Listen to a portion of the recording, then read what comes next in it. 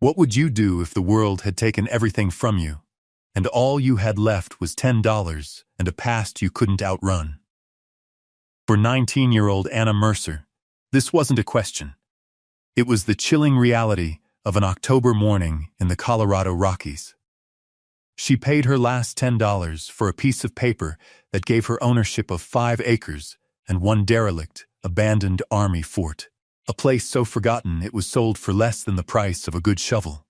But the truth waiting inside that crumbling stone was more valuable than any gold strike, and it was about to change the destiny of an entire valley. Settle in and let us know where you're watching from, because this is a story about what it means to build a home when you have nothing left to lose. The dust of Covenant Creek was a bitter thing. It tasted of coal smoke, cheap whiskey, and the sharp, metallic scent of broken promises. Anna Mercer knew the flavor well. It was the taste of her life for the last 6 months, ever since the fever had taken her mother and father, leaving her with nothing but their good name, which turned out to be worth less than nothing in a town built on greed. She had worked in the laundry, her hands raw and chapped, until the foreman decided a younger, more pliable girl would do. She had slept in the hay of the livery stable, the scent of horse and leather a small comfort, until the owner turned her out, saying her presence was bad for business. Now, she stood on the edge of the road leading out of town, a thin wool shawl pulled tight against a wind that carried the first hint of winter's teeth. The town charter, as Mayor Silas Croft had so smugly informed her, had a clause against vagrancy. She was no longer a resident, but a problem to be moved along. She had a single folded $10 bill in the pocket of her worn calico dress, the last piece of currency she owned in the world. It had been her father's, pressed into her hand just before the coughing started. For a real emergency, he'd rasped. This felt like one. She walked for 2 days, following the rutted track toward the county seat of absolution. The name felt like a cruel joke. She ate the last of her bread on the first day and drank from cold, clear streams on the second. At night, she'd find a hollow in the pines and curl up, the ground leaching warmth from her bones. She wasn't just hungry. She was hollowed out, a vessel scoured clean by loss. The memory of her father's hands, broad and calloused from the mine but always gentle with her, was a constant, aching presence. He had believed in the promise of the West, in the dignity of hard work. He had believed a man's character was his fortress.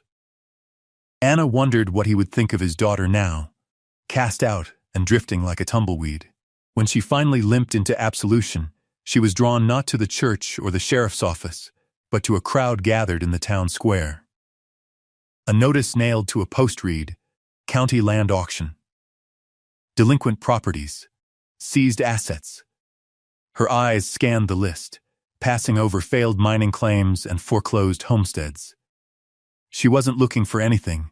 She was just looking, a place to rest her eyes that wasn't the endless, intimidating horizon. She was a ghost, haunting the edges of other people's lives, and she knew her time even here was limited.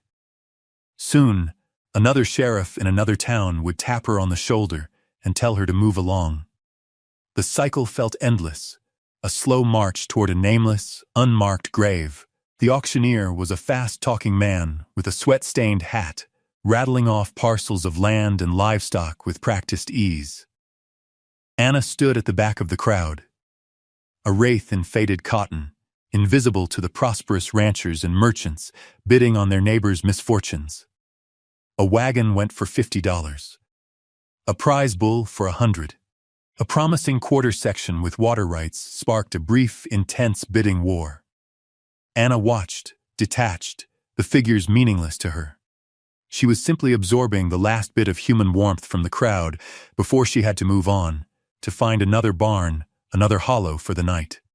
Then the auctioneer cleared his throat and announced the next item. "All right, folks, settle down. Lot 73. A unique opportunity," he said, a smirk playing on his lips. "By order of the county, we have the derelict structures and encompassing 5 acres of the former U.S. Army outpost known as Fort Reprieve." A ripple of laughter went through the crowd. Anna saw the town's most prominent merchant, a stout, florid man she would later learn was Silas Croft, whisper something to his neighbor, who guffawed loudly. Now, the auctioneer chided, playing to the crowd. She's a fixer-upper, I'll grant you. But think of the history, the stone, the air, more laughter. Who'll start the bidding? Let's say $20 for a piece of American history? Silence. The wind kicked up dust devils in the square. No one moved, no one spoke. The fort was a local joke, a monument to failure. Built a decade prior to protect against a threat that never materialized, it was abandoned within 2 years.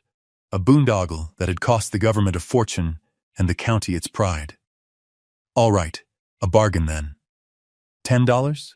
Do I hear $10 for 5 acres and a roof over your head? Several roofs, in fact, some assembly required. He winked. The crowd chuckled again. In that moment, something shifted in Anna. A roof over her head.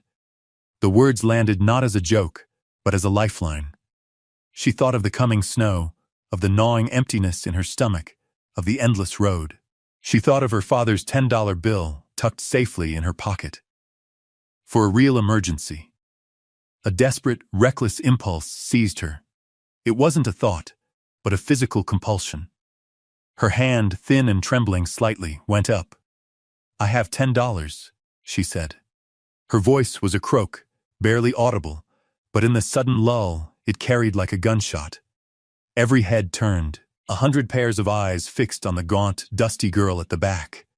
A stunned silence fell over the square, followed by a burst of incredulous laughter.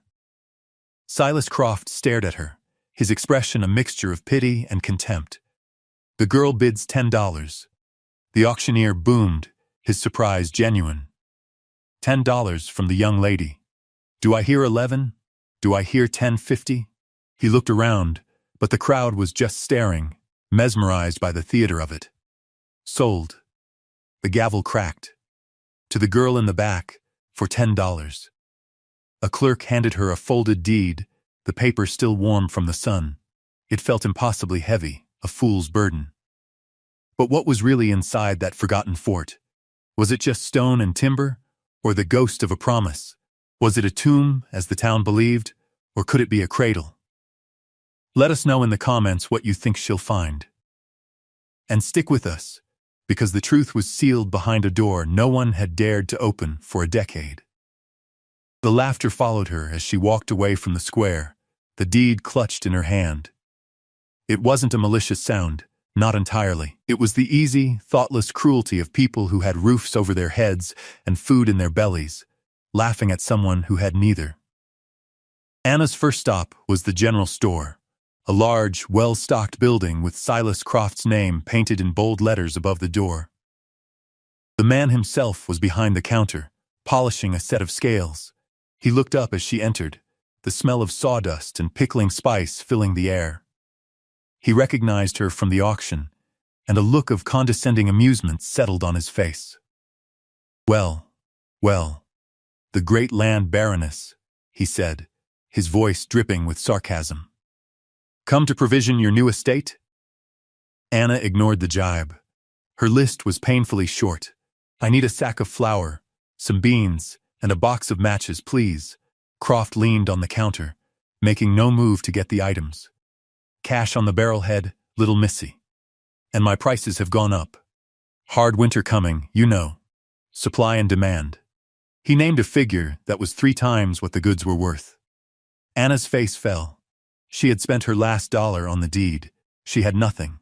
I have no money, she said, her voice small. But I have a deed. I could work. I could pay you back. Croft threw his head back and laughed, a loud, booming sound that made her flinch. Work? Honey, you look like a strong gust of wind would blow you over. And that deed ain't worth the paper it's printed on. Fort Reprieve is a graveyard. You'll be another ghost haunting it by Christmas. Now get out of my store. I don't cater to beggars. Shame burned on Anna's cheeks as she backed out of the store. The few other customers averted their eyes, their silence a form of complicity. As she stood on the wooden sidewalk, blinking in the harsh sunlight, she felt a profound sense of despair. She owned land, but she would starve to death on it. She was trapped. As she prepared to leave the town that had already rejected her, a voice, dry as autumn leaves, stopped her. "That paper you're holding," the voice said. "It's a heavy thing to carry alone." Anna turned to see an old woman sitting in a rocking chair on the porch of a small, neat cabin at the edge of town. Her face was a roadmap of wrinkles, her eyes dark and knowing. Anna didn't know why, but she walked over and showed the woman the deed. The elder, whose name Anna would never learn, didn't look at the legal writing. She just looked at the name of the place, Fort Reprieve. She nodded slowly. "Some walls are built to keep people out," the woman said, her gaze fixed on the distant mountains. "Others are built to keep secrets in. Find the ones that were meant to give." The words were cryptic, a riddle Anna couldn't begin to solve, but they settled in her mind, a strange counterweight to Croft's mockery. Feeling the weight of the town's judgment, Anna turned to leave, her shoulders slumped. A man loading burlap sacks onto a large freight wagon called out to her. "Ma'am? That your deed to the old fort?" He was a tall, lean man in his late 30s, with a quiet watchfulness about him. His face was weathered by sun and wind, and his eyes held a sadness that she recognized. "It is," she said, expecting another joke. The man just nodded, wiping his hands on his trousers. "I'm Robert Haskett," he said. "I'm headed out that way. Can give you a ride a few miles if you like." He didn't laugh. He didn't offer pity. The simple, practical offer of kindness was so unexpected it nearly brought Anna to tears. "Thank you," she managed. As he helped her onto the wagon seat, he saw how thin she was, how worn her shoes were. "There's a fellow just outside town, Jedediah, breeds mules," Robert said, his eyes on the road ahead. "He's an honest man. Tell him Robert sent you. He'll sell you a steady animal for a fair price. You'll need one to get your things up there." Anna had no things, but she nodded anyway. The wagon lurched forward, leaving the town of Absolution and its chorus of whispers behind. For the first time in days, a tiny, fragile seed of hope began to sprout in the barren ground of her heart. The journey to Fort Reprieve was a lesson in distance and indifference. After Robert Haskett dropped her at the turnoff with a small parcel of bread and cheese he insisted she take, Anna walked the 5 miles to Jedediah's mule farm. True to Robert's word, the old man, upon hearing his name, sold her a placid, sway-backed mule for the promise of 2 days' work mucking out his barn. She named the mule Pilgrim, for they were both wanderers in a strange land. The next morning, with Pilgrim carrying the meager supplies she'd earned, she set out for the fort. The path was little more than a game trail, winding upward into the high country. The air grew thinner, cleaner. The pines stood like silent sentinels, their scent sharp and resinous. The land was beautiful, but it was a hard, unforgiving beauty. The mountains didn't care if she lived or died. They had stood for 1,000 years, and would stand for 1,000 more, long after her bones were dust. She felt her own smallness, her own insignificance, in the face of such grandeur. It was both terrifying and, in a strange way, liberating. If the world was this big, surely there was a place in it for her. She arrived at dusk, the time of day when the world holds its breath. The sun had dipped below the western ridge, painting the sky in violent strokes of orange and purple. And there it was, Fort Reprieve. It was worse than she had imagined. A low, crumbling stone wall, breached in 6 places, enclosed a square of desolate ground. 2 of the 4 main buildings had collapsed into piles of rotting timber and stone. A third, which might have been the command post, was still standing, but its roof sagged like a broken back. The 4th building, set off to one side, was also intact, its door grimly shut. The main gate, made of thick, iron-strapped wood, hung from a single hinge, groaning in the wind. The place radiated a profound sense of failure. It was a monument to wasted effort, a scar on the landscape. All the mockery from the townspeople came rushing back, and for a moment, Anna's spirit faltered. This wasn't a reprieve, it was a sentence. Pilgrim seemed to agree. He stopped at the gate, his long ears twitching, and refused to go any further. Anna slid off his back, her legs ached. She walked through the broken gate, her boots crunching on fallen stone. The wind howled through the ruined barracks, a lonely, mournful sound. It was the sound of ghosts. Disheartened and exhausted, she couldn't bring herself to try the door of the standing building. She couldn't face the spiders and the rot and the darkness within. Not yet. Instead, she found a relatively sheltered corner inside the main wall, where the stones blocked the worst of the wind. She untied the thin bedroll from Pilgrim's back, laid it on the cold ground, and tethered the mule to a sturdy-looking scrub oak.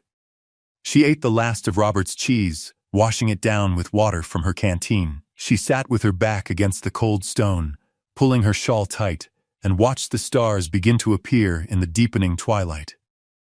They were brilliant, impossibly close in the thin mountain air, a canopy of cold fire. There was no sound but the wind and the soft munching of Pilgrim nearby.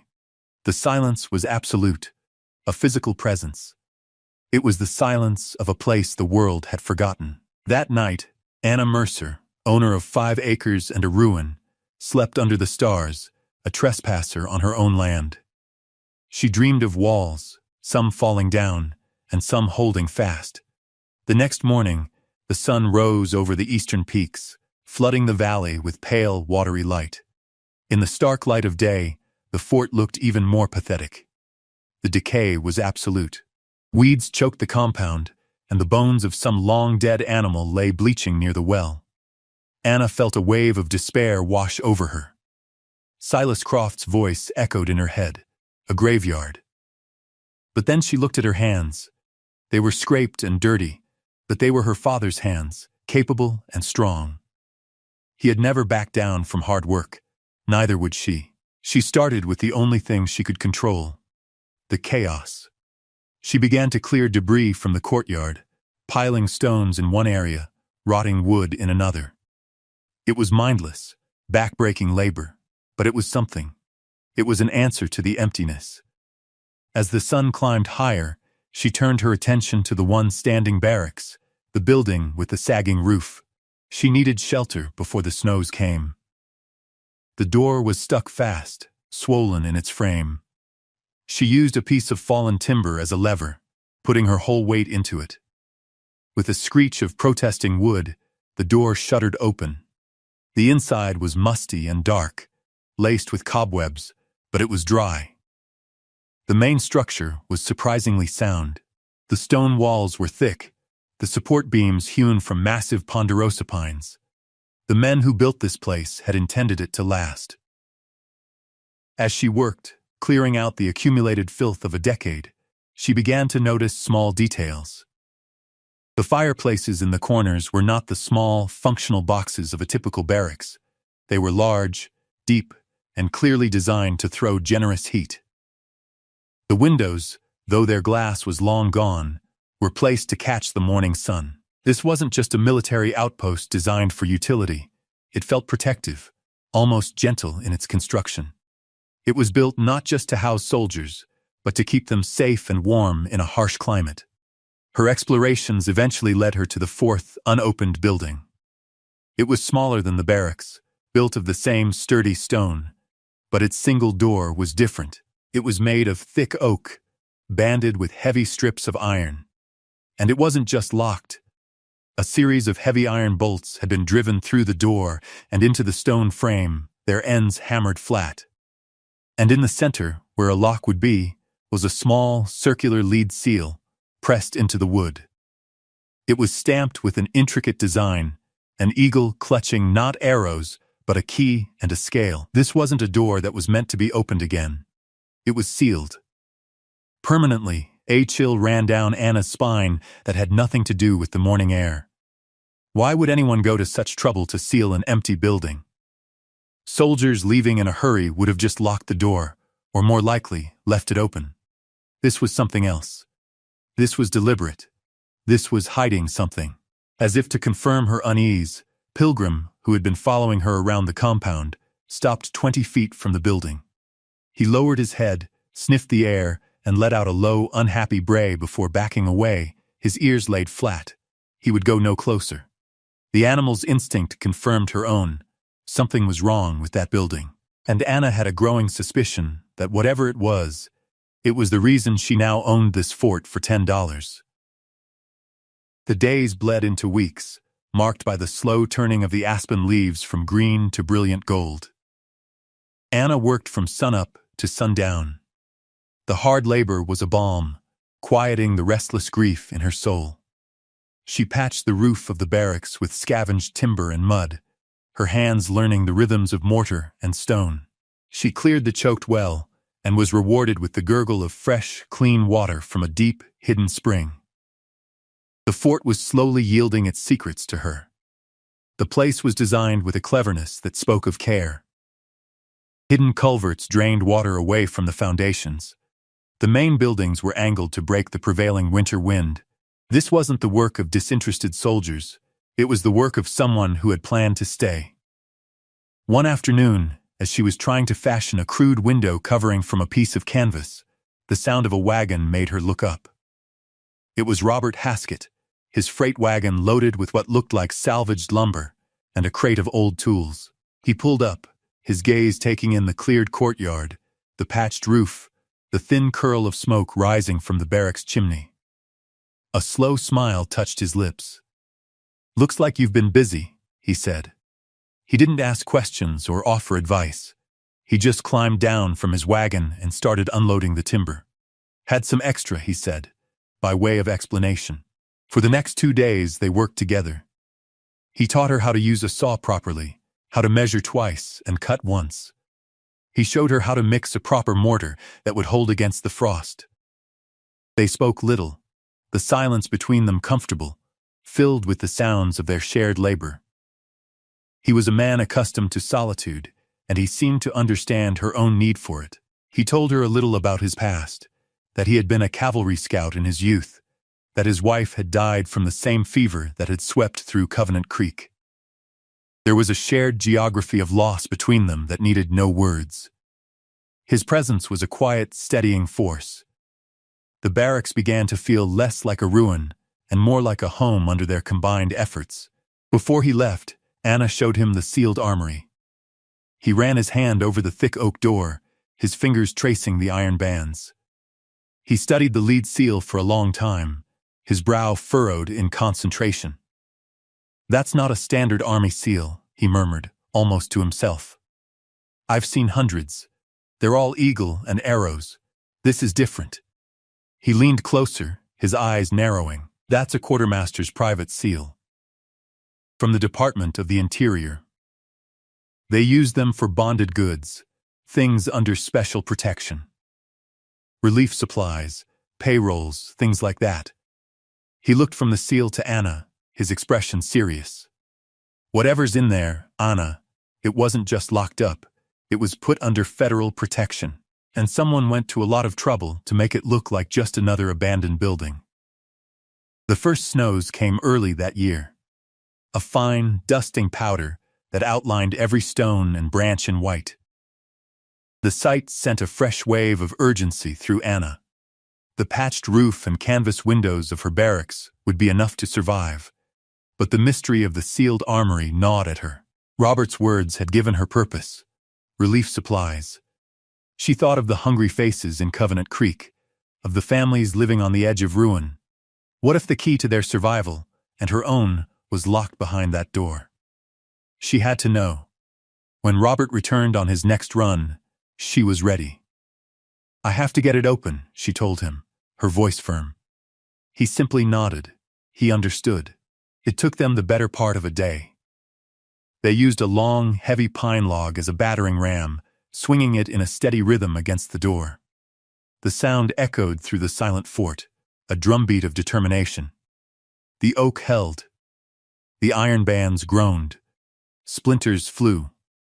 Finally, with a shriek of tortured metal, one of the bolts gave way. Then, another. With one last coordinated heave, the door burst inward, crashing to the stone floor.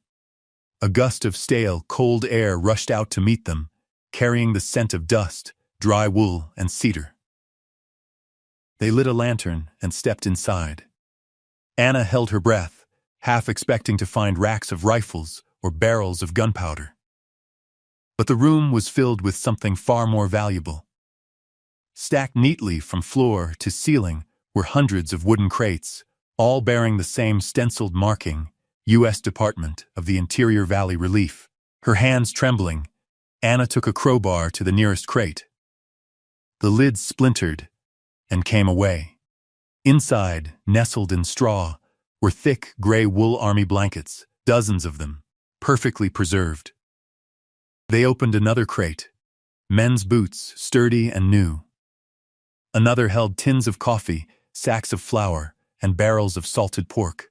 A fourth was filled with medical supplies, jars of laudanum, rolls of clean bandages, carbolic acid, surgical tools.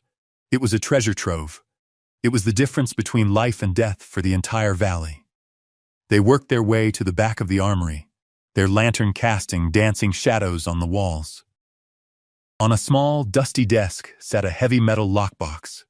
It was unlocked. Inside, wrapped in oilcloth, were several leather-bound ledgers. Anna opened the top one. The first page was an accounting of every item in the armory, signed by a Captain James T. Holloway, Quartermaster Corps, and dated 10 years prior. The manifest stated the goods were to be distributed to homesteaders and miners in the region following the brutal winter of the previous year. The following pages were distribution logs. Page after page listed names of local families, but the columns for items dispersed were all blank. At the bottom of each page was a signature, attesting that the supplies had been received and accounted for. The signature was crisp, bold, and chillingly familiar. Silas Croft, Chairman, Absolution Town Council. They hadn't been lost in a flood as the stories claimed. They had been hidden.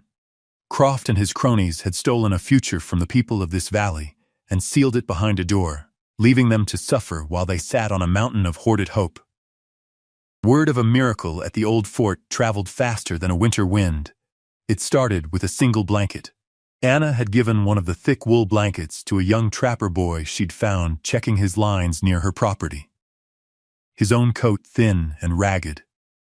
The boy, warm for the first time in months, went to Croft's store to buy ammunition, and he talked. He spoke of the girl at the fort and the room full of crates.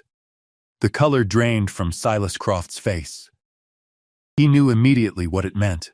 His secret, the one that had been the foundation of his wealth and power for a decade, was out. He didn't hesitate. He gathered 3 men from the saloon, men whose loyalty he paid for, and rode for the fort. They arrived in a cloud of dust and righteous fury, their horses kicking up the new snow. Croft dismounted, his face a mask of rage. "You," he bellowed, pointing a finger at Anna as she emerged from the barracks. "You are a thief and a squatter. This is town property. Everything in that armory belongs to the Absolution Council."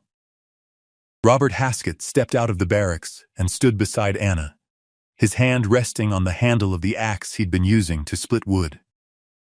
He didn't say a word, but his presence was a silent challenge. "This is federal property, Croft," Anna said, her voice shaking but clear. "And you are the thief. It's all in the ledgers." Croft's eyes widened in panic, then narrowed in vicious anger. "Ledgers? I'll show you ledgers."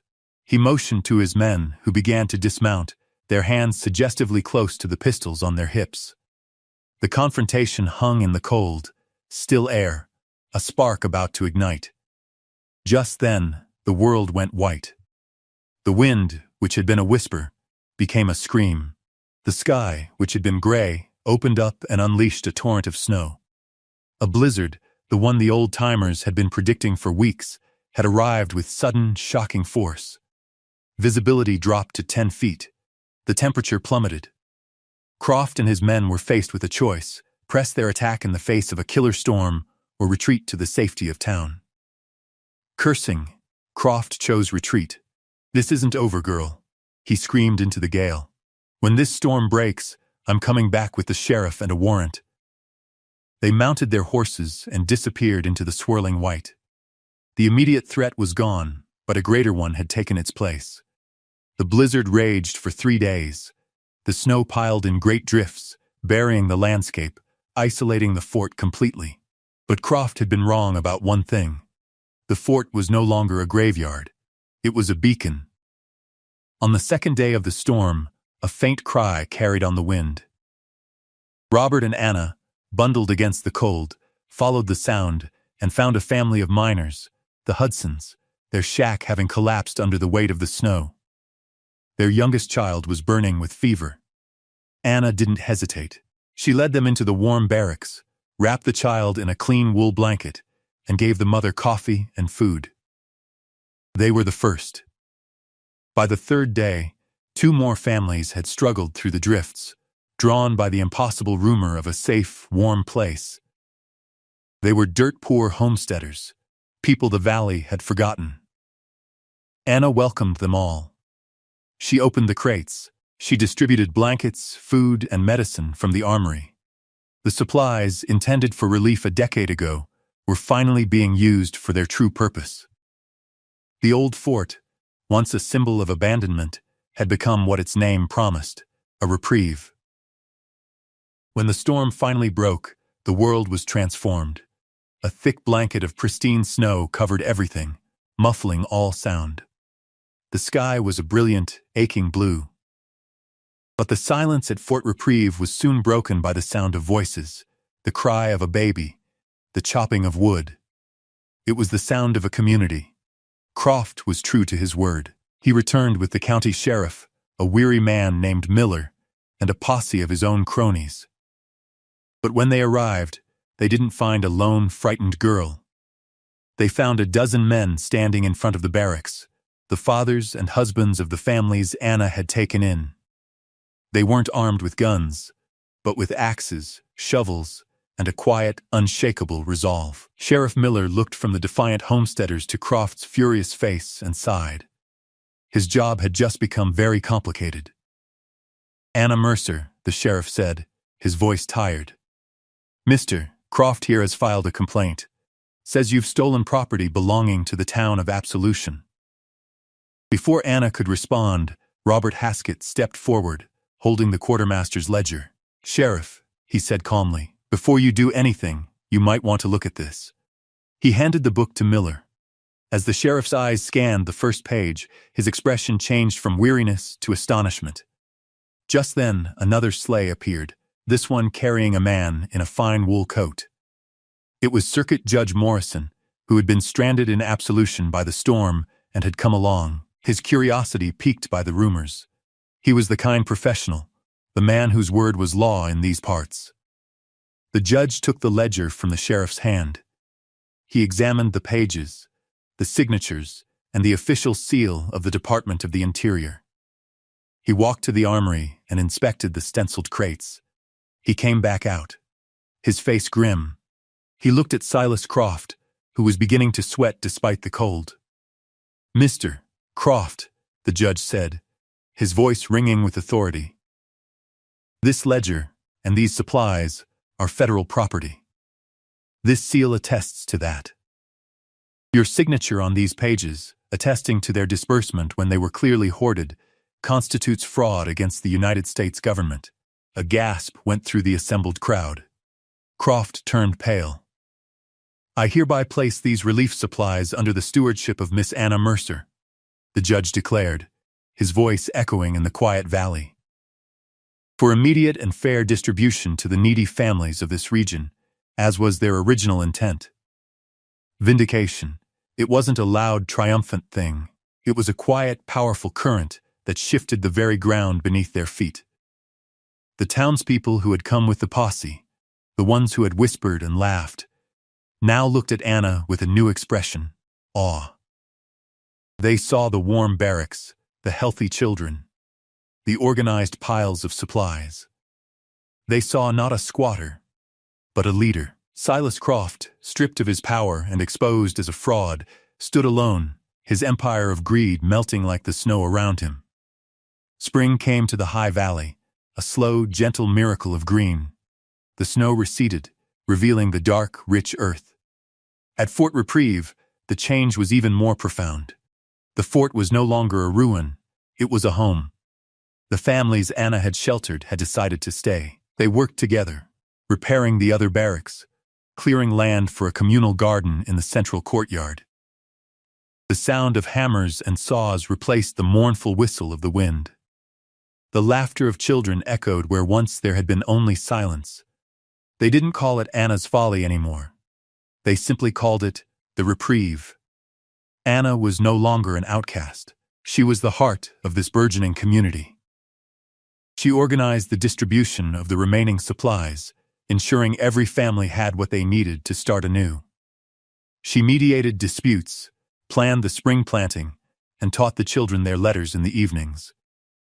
She had found the one thing she had been looking for all along: a purpose. She was no longer a ghost. She was an anchor.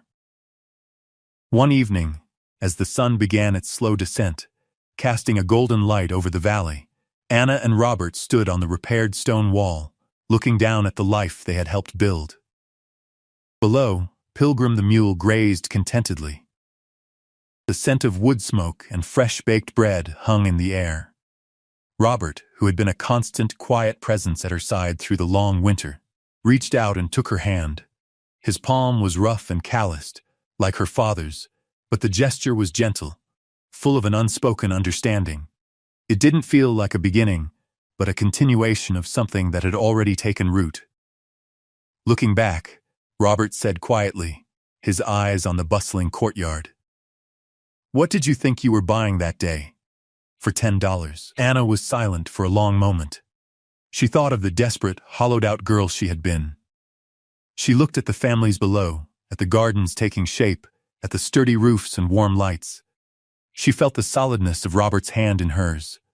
A small, genuine smile touched her lips for the first time in what felt like a lifetime. "I thought I was just buying a roof," she said, her voice soft but sure.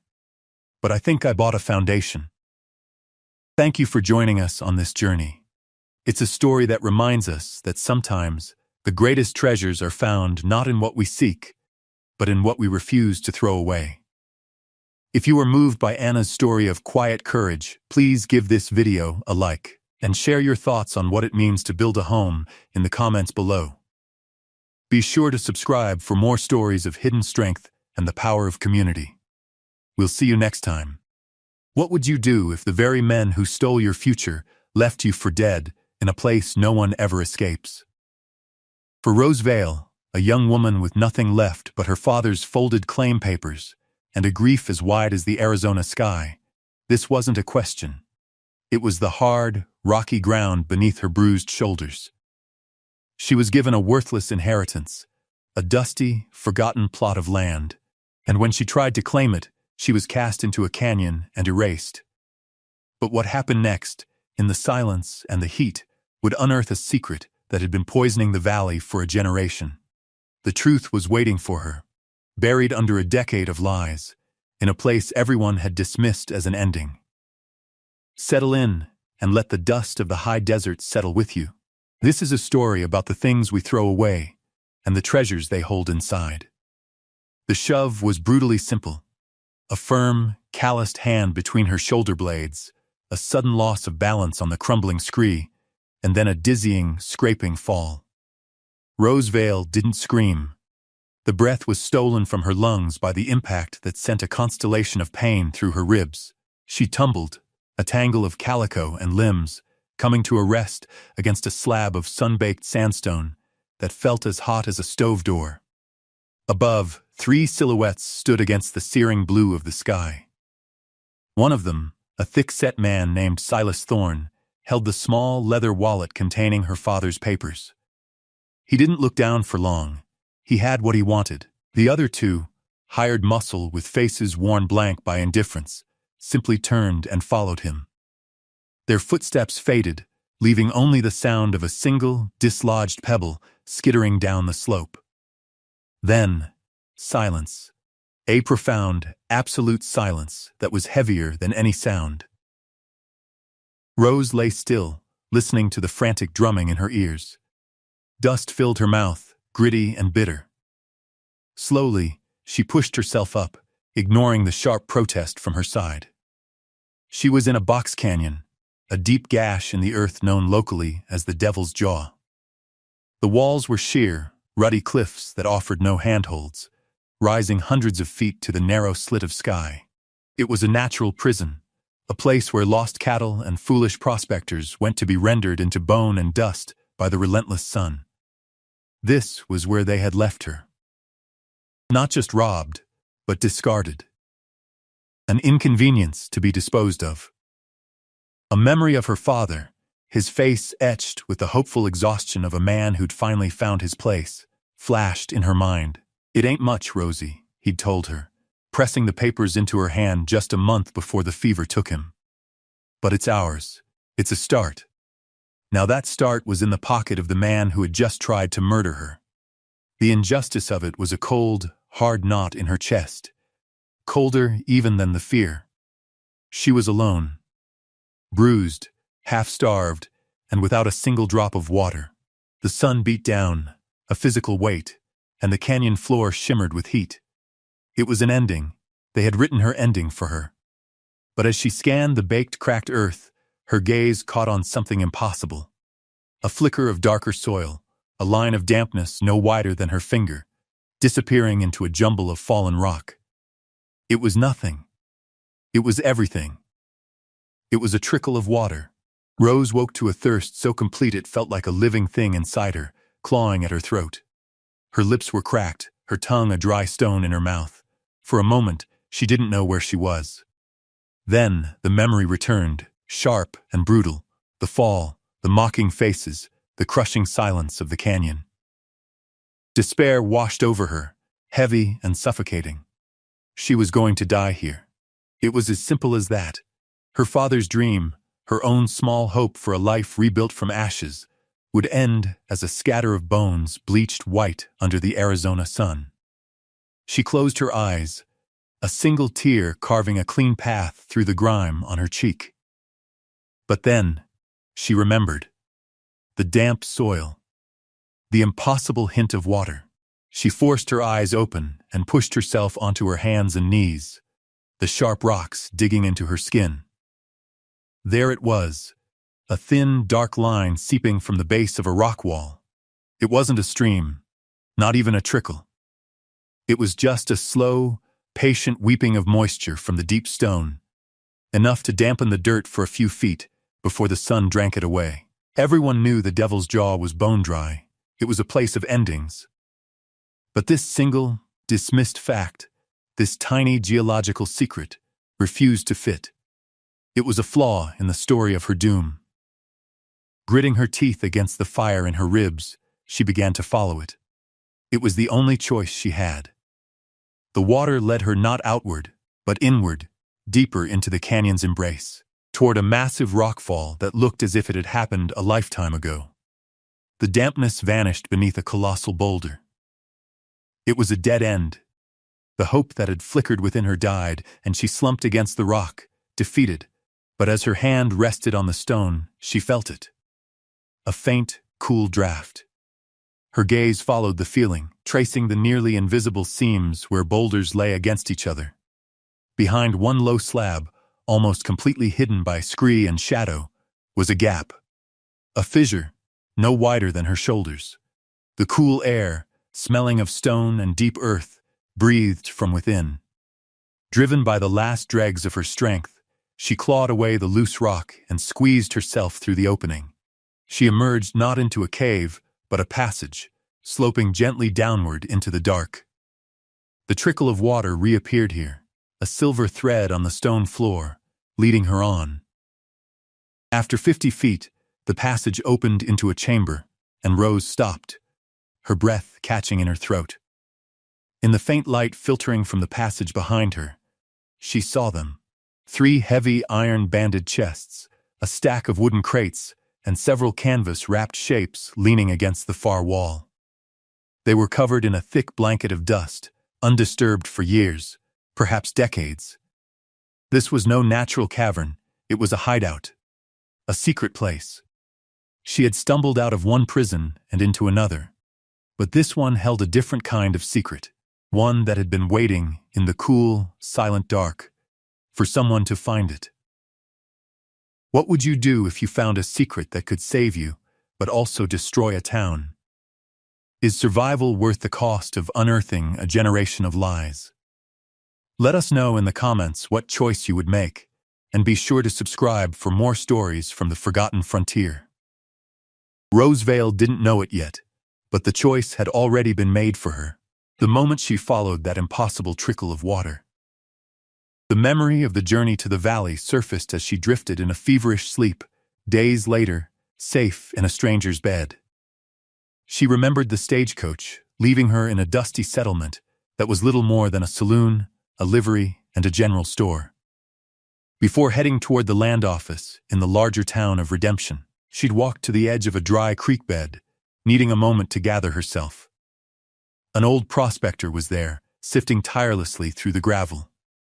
He'd looked up as she approached, his eyes a startlingly pale blue in a face that was a roadmap of wrinkles. He glanced at her, then at the hard-baked earth around them, and then to the cloudless sky. His voice was like stones grinding together. The driest ground, he'd said, not to her, but to the air itself, remembers the deepest water. He'd bent back to his work, and she had walked on, dismissing the words as the rambling of a sun-touched old man. Now, lying in the quiet cabin, the words echoed with the weight of prophecy. She had found the deep water in the driest ground. Later that day, in her memory, she'd entered the Redemption Saloon, looking for the claims office. The air was thick with smoke and the smell of stale whiskey. Her question, spoken softly to the bartender, had drawn the attention of a table in the corner. Silas Thorne sat there, flanked by the same two men who would later throw her into the canyon. Thorne's laugh was loud and dismissive. A claim? Little lady, the only thing a woman can claim in this valley is a husband. His men had chuckled. That plot your daddy filed on ain't worth the paper it's written on. Barren rock and lizards. The public humiliation had stung, but it was the cold, possessive light in his eyes that she remembered most. He wasn't just mocking her, he was warning her. He already considered that land his. The memory faded, replaced by the reality of the quiet room. She was in a small, sparsely furnished cabin. A fire crackled low in the hearth. A man sat in a chair by the window, mending a piece of leather harness, his back to her. He was the one who had found her. He had carried her out of that canyon, his presence as silent and steady as the rock walls themselves. She had been here for days, drifting in and out of consciousness. He had cleaned her wounds, fed her broth, and asked for nothing. Now, fully awake for the first time, she watched him.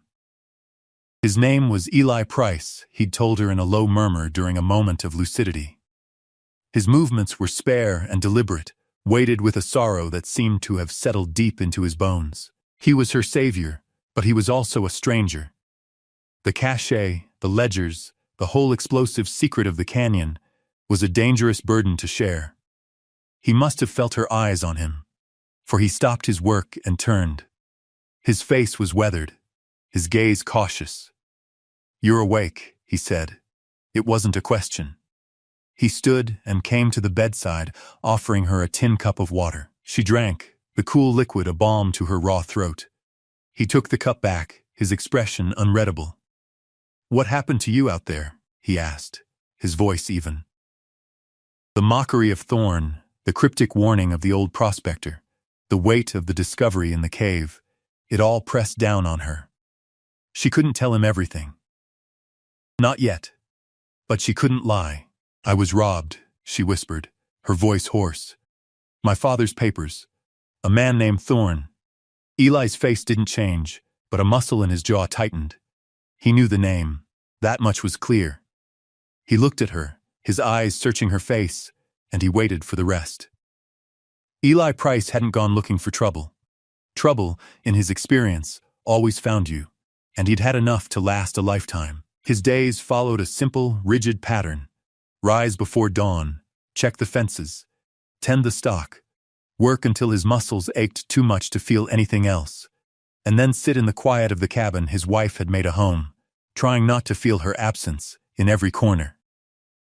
His small ranch sat on the desolate edge of the valley, pressed up against the Badlands, a place most folks avoided. He preferred it that way. Solitude was a balm for a wound that wouldn't heal.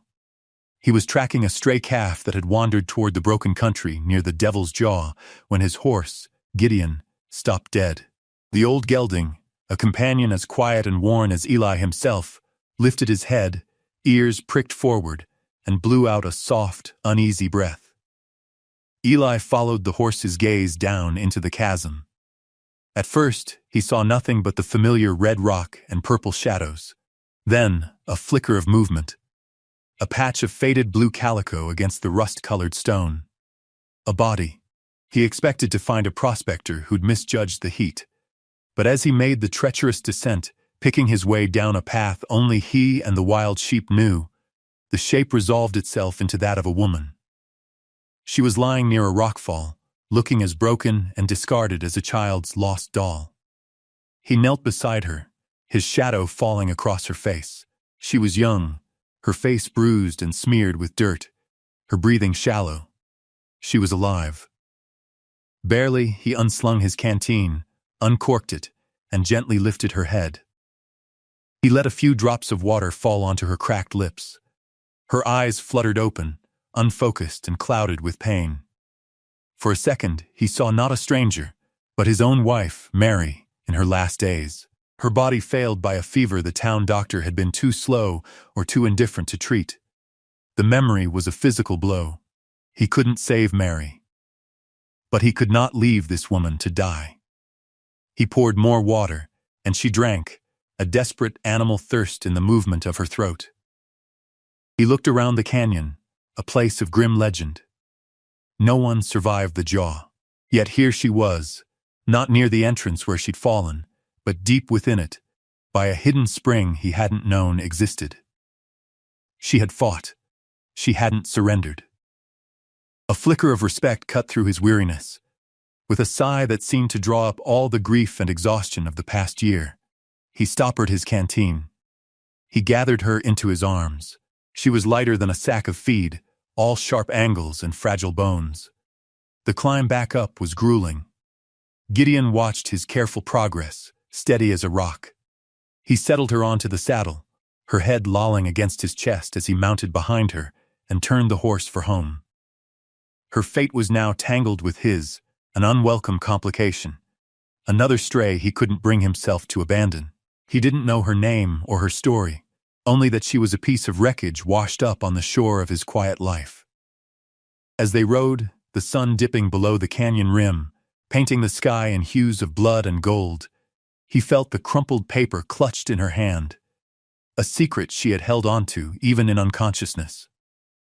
Rose woke slowly, the world coming back to her in fragments, the scent of wood smoke and dried sage, the rough texture of a wool blanket, the low rhythmic sound of a man's breathing in the quiet of the room. She was in a bed, a real bed, soft and warm. Her body ached with a deep thrumming pain, but the sharp edges of it had been sanded down. She opened her eyes. The cabin was small and impeccably clean, a testament to a life of lonely order. A rifle rested on pegs over the stone fireplace. A small shelf held a handful of books. Through the single window, she could see a corral and a vast, empty expanse of land stretching to a distant mesa. For several days, this was her world. Eli Price moved around her with a quiet, almost ghostly efficiency. He would leave broth and bread by her bedside, refresh the water in the bucket, and then disappear for hours, his work on the ranch pulling him out into the sun. They existed in a shared silence, two people walled in by their own private griefs. He asked no questions, and she offered no answers. But the secret she carried was a living thing. In her fevered sleep, she murmured names. Thorn, she'd whisper, the name a curse on her tongue. Then, later, ledgers, in the stone. Eli, sitting by the fire, would hear these fragments, and his stillness would deepen. He knew Thorn, the man who owned the town of Redemption, whose smile never reached his cold eyes. The man whose pocket doctor had assured him Mary's fever was nothing to worry about. The word ledgers was a hook that snagged on his own long-held, unspoken suspicions about how Thorne had built his empire. One afternoon, when Rose was stronger, he found her sitting up, staring at the crumpled claim papers she'd insisted on keeping by her side. He saw the name Vale printed on the document. He remembered the whispers in town weeks ago of some dead prospector's daughter coming to claim a worthless patch of rock.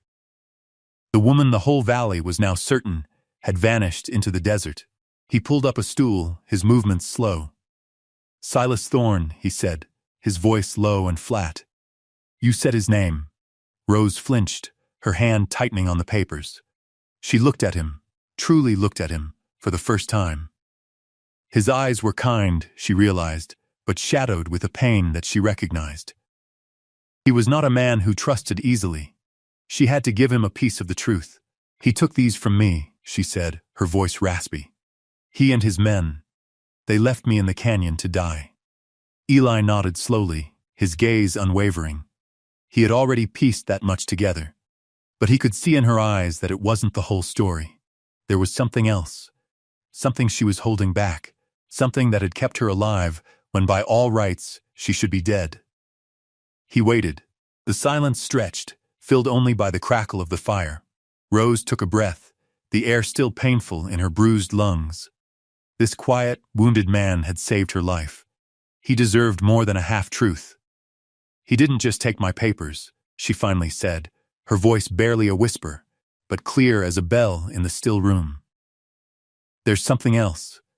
Something I found. A secret in the canyon." The decision to trust her was not a logical one. It was an instinct, a gut feeling that Eli Price had learned to heed in a life that offered few certainties. The mention of Thorne, coupled with the fierce, desperate intelligence in Rose's eyes, was enough. He had spent a year steeping in his own bitter solitude, watching Thorne's power grow, feeling the town's corruption like a sickness in the air. Rose's secret, whatever it was, felt like a possible antidote. "Show me," he said, and just like that, the wall between them crumbled. The next morning, they rode out together. Rose, still weak but resolute, sat astride a gentle mare while Eli led the way on old Gideon. The labor of the journey was a silent communion. They moved through the starkly beautiful landscape, their shared purpose a tangible thing in the air between them. When they reached the Devil's Jaw, Eli tethered the horses in a hidden alcove. He led Rose to the rockfall, his rifle held loosely in his hand, his eyes scanning the canyon rims. She pointed to the fissure. In there, he squeezed through the opening, a strange sense of unreality settling over him. He had known this canyon his whole life as a place of death. To find it held a secret chamber was like discovering a new room in his own house. He lit a lantern, the warm glow pushing back the ancient darkness. Rose followed him in, and her story became real. The chests, the crates, the dust of ages. With a crowbar from his saddlebag, Eli pried open the lid of the first chest. The lantern light caught the dull gleam of gold coins. A fortune. But Rose barely glanced at it. She went to a small tin box tucked away in a corner, its lid sealed with wax. "This," she said. Her voice hushed. "This is what matters." They carried the box to a flat rock and broke the seal. Inside, wrapped in oilcloth, were 2 thick, leather-bound ledgers and a bundle of letters tied with twine. They spread the documents out, the flickering light making the spidery handwriting dance.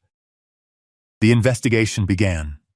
It was the meticulous accounting of a ghost. The ledgers belonged to the Red Rock Gang, a band of outlaws who had terrorized the territory a decade ago, before vanishing without a trace. Every robbery, every stolen payroll, every rustled herd was detailed with chilling precision. But as they turned the pages, a second, more sinister accounting came to light. Alongside the entries of stolen goods were notes on their dispersal. Names, the names of men in redemption who had acted as fences, who had provided information, who had grown rich and powerful on the back of the gang's crimes. Eli's jaw tightened until it ached. He saw the name of the sheriff, the head of the town council, the doctor, the man who had patted his shoulder and told him Mary would be fine. The labor of it was grueling, piecing together a decade-old conspiracy in a dusty cave. They cross-referenced dates, matching a payroll robbery with the miraculous discovery of funds for a new town hall, a stolen cattle drive with the sudden expansion of a prominent citizen's ranch. The truth was a web of rot, and Silas Thorne was the spider at its center. He had orchestrated it all. Rose traced a finger over his name, appearing again and again. The man who had laughed at her, who had left her to die for a piece of paper, was far more monstrous than she had imagined. Eli looked at her in the dim, conspiratorial light of the lantern, the weight of their discovery settling on him. "This is more than revenge for your father's claim," he said, his voice rough with emotion.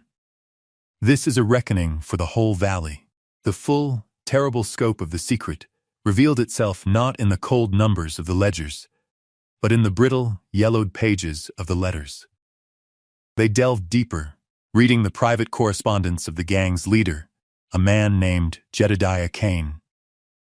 In a long, soul-bearing letter to a brother he would never see again, Kane laid the entire betrayal bare. The hidden discovery was not just a list of crimes, but a confession, a warning, and a testament. Thorne hadn't just been their fence, he had been their partner. He'd planned their final, most audacious job, the robbery of a government gold shipment. In exchange for the lion's share of the take and Kane's ledgers, the only evidence of his involvement, Thorne had promised the Red Rock Gang full pardons, new identities, and a clean start. It was the dream every outlaw chased. Kane had believed him. He described meeting Thorne on a moonless night, handing over the main ledgers, and receiving the signed pardon papers. But the papers were forgeries. The promise was a lie. The next day, instead of a guide to lead them to safety, a posse arrived. A posse led by Sheriff Miller and Silas Thorne himself, who was hailed as a hero for leading the charge. The gang was slaughtered in a narrow pass, their bodies buried in unmarked graves.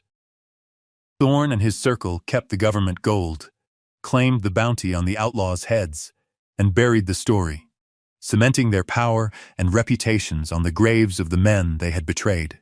The cash Rose had found was Kane's personal stash, a small portion of the gold he'd never trusted Thorne with, hidden away with his private letters and a duplicate, damning ledger. It was his insurance, his final, posthumous testimony. For Rose, the revelation was a lightning strike. Her father, he hadn't been a lucky prospector. He must have stumbled upon a clue, an old campsite, a dropped coin, a story from another old-timer that led him to suspect the truth about the land near the Devil's Jaw. His claim wasn't for worthless rock. It was for a place that held the key to Thorne's secret history. That was why Thorne had been so desperate, so brutal. It wasn't about land. It was about silence. For Eli, the truth was a personal poison. The doctor who had let Mary die had built his practice with outlaw gold. The sheriff who had offered his condolences had been Thorne's executioner. The entire structure of his world, the town he had once loved, was a monument to a decade-old massacre. Everything was a lie. Rose picked up the final letter, Kane's elegant script blurring before her eyes.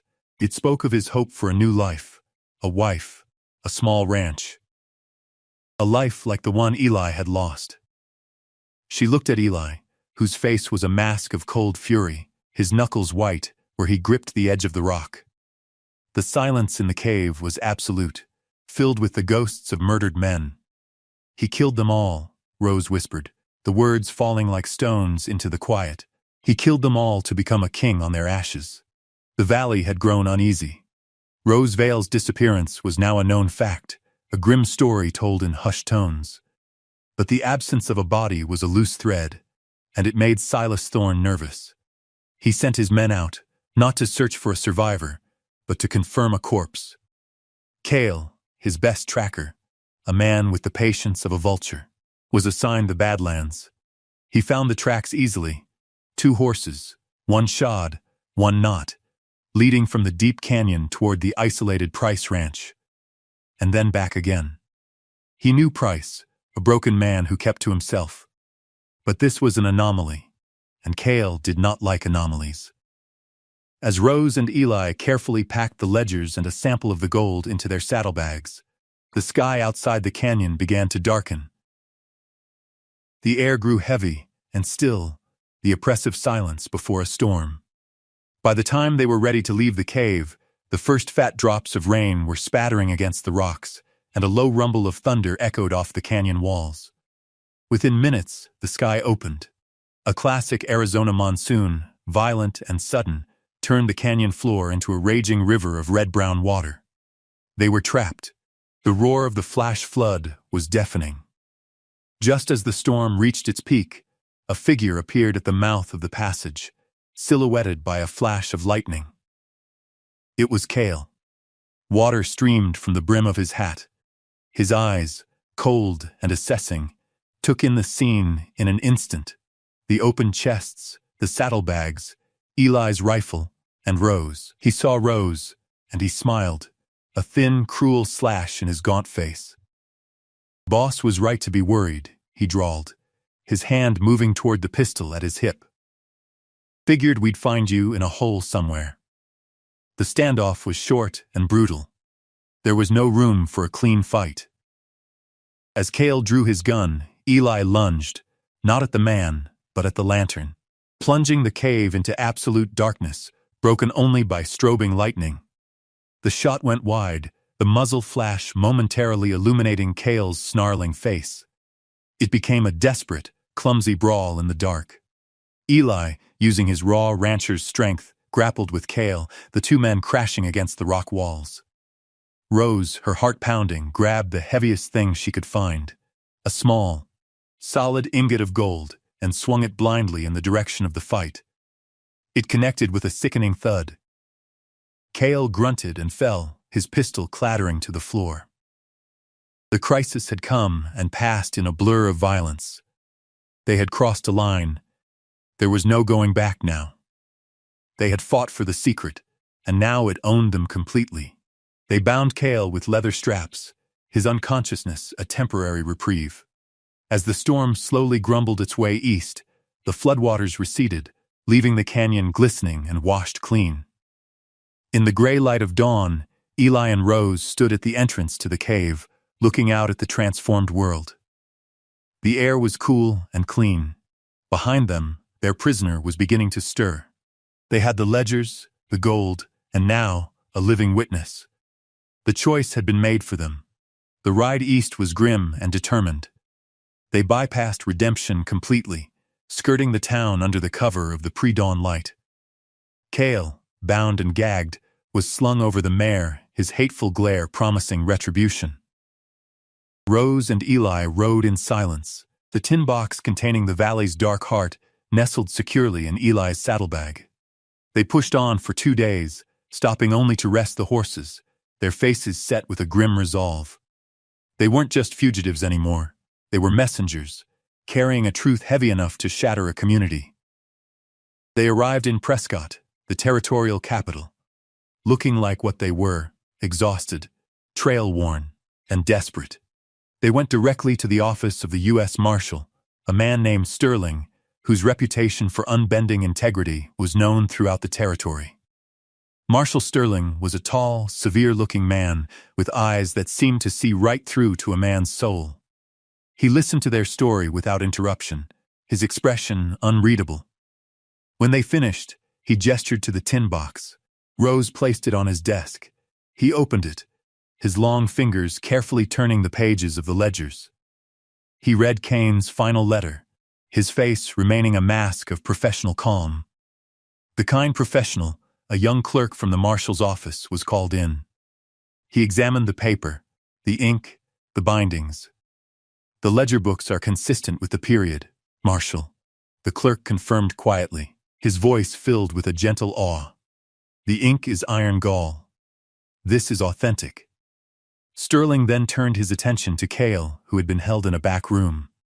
Faced with the ledgers and the marshal's implacable stare, Cale's bravado crumbled.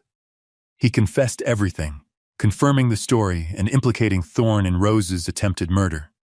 The vindication was quiet, methodical, and absolute. Sterling deputized Eli on the spot. A silent acknowledgement of the man's character. He gathered a posse of his own trusted deputies, and they rode back toward redemption. When the federal lawmen rode down the town's main street, a wave of confusion and fear rippled through the populace. This was not local justice. This was something else entirely. The arrests were swift and silent. Thorne was taken from his office, his face a mask of disbelief. Sheriff Miller was disarmed behind his own desk. The doctor was led from his surgery, still wiping his hands on a cloth. One by one, the founding fathers of Redemption's prosperity were revealed as frauds and criminals. The townspeople, the chorus that had once laughed with Thorne at the lone woman with a worthless claim, now watched in stunned silence. As Thorne was led in chains toward a prison wagon, he saw Rose standing with Eli across the street. For a moment, their eyes met.